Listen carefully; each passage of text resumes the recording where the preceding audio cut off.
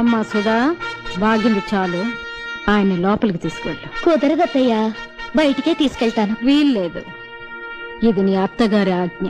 చాలా వీలుంది. ఇది మీ కోడలి గారి కోరిక. మా సిస్టర్ శాసనాన్ని ధిక్కరిస్తున్నావా? శాసనాలకి రాజముద్రికలకి ఏనాడో కాలం చెల్లిపోయింది కదత్తయ్య గారు. పిచ్చి పిచ్చిగా వాగేవంటే పళ్ళు రాలిపోతాయి. పెద్ద వేషాలు వేయకుండా నడు లోపలికి. ఏంటి తున్నపోతుల అడ్డంగా బలిసి తెగరెచ్చిపోతున్నావు? కొట్టేనంటే దవడ పగిలిపోద్దా. నీ కొడుకులాగా నన్ను గుప్పెట్లో పెట్టుకుందాం అనుకున్నావా? చెయ్యి నొరికి చేతిలో పెడతాను. మావయ్య గారిలాగా నన్ను చీకటి కొట్లో పడేద్దాం అనుకుంటున్నావా? కిరసనాయిల్ పోసి తగలబెట్టేస్తాను.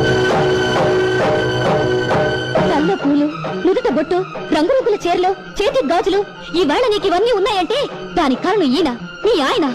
ఆయన్ని బయటకు తీసుకెళ్తానంటే వద్దంటావా? చెప్పు తెగిపోద్ది. నేను తిట్టగల అత్తయ్య గారు, కానీ తిట్టను. ఎందుకంటే అత్తయ్య గారంటే అభిమానం, పెద్దలంటే గౌరవం.